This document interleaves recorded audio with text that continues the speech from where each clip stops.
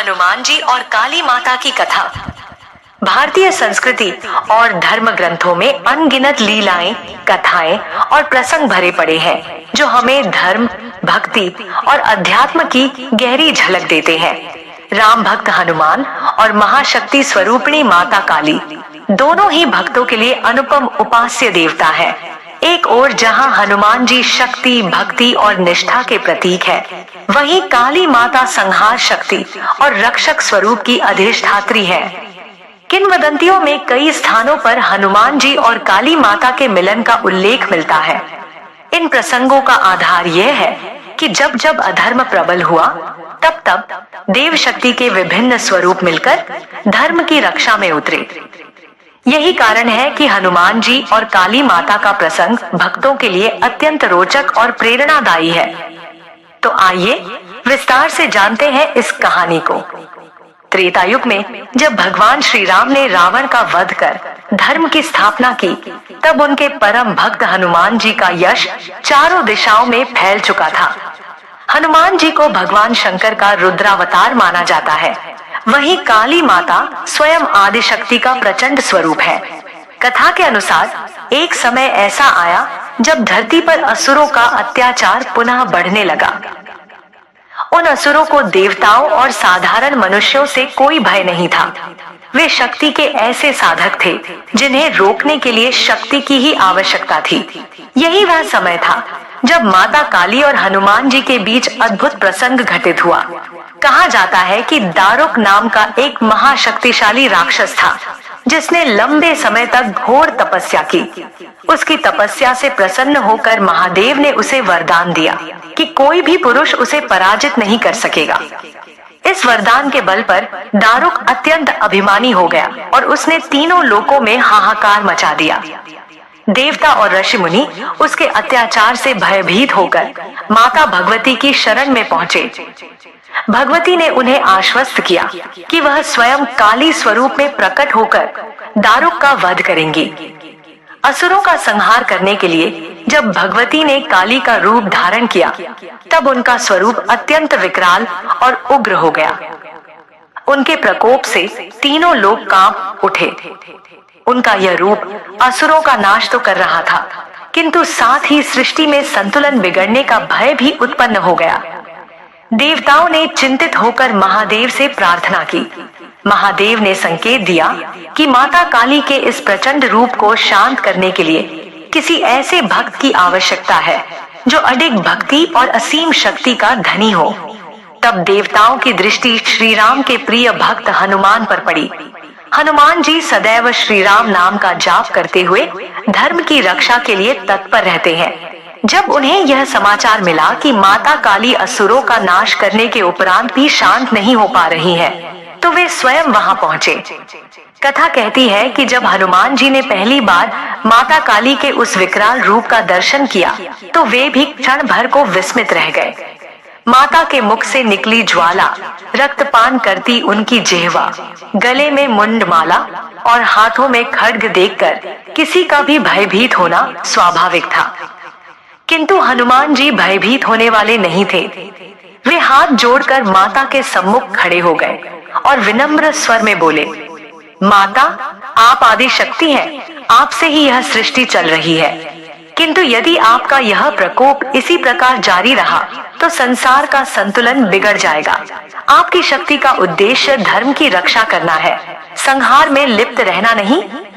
माता काली ने उत्तर दिया, हे वानर श्रेष्ठ, तुम में असाधारण बल और भक्ति है।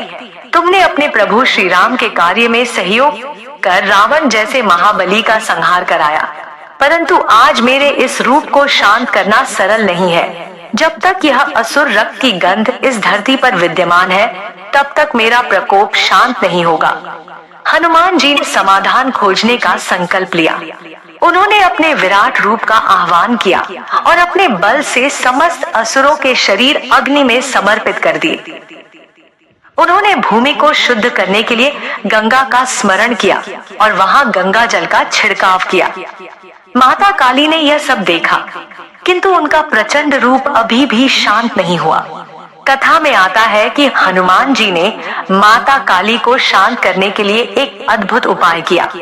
वे बाल रूप में परिवर्तित हो गए और माता के चरणों में लौटने लगे। कभी वे हंसी खुशी में माता की गोद में बैठ जाते, कभी बालक की तरह उनसे मिष्ठान मांगने लगते। काली, जो संहार की मूर्ति थी, अपने सामने यह नटखट बाल रूप देखकर मातृत्व से भर उठी। उनका हृदय पिघल गया।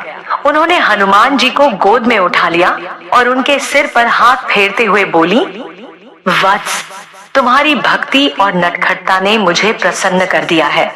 तुमने मेरे क्रोध को मातृत्व में परिवर्तित कर दिया। आज से मैं तुम्हें अपने पुत्र के समान मानूंगी। इस प्रकार माता काली का प्रचंड रूप शांत हो गया। आइए अब एक और माता काली की ही प्रसंग बताता हूँ, जो है बंगाल की कथा। बंगाल क्षेत्र में प्रचलित एक कथा के अनुसार जब माता काली असुरों का संहार कर रही थी, तो उनका रक्तपान रुक नहीं रहा था। उनका विकराल रूप देखकर देवता घबराए।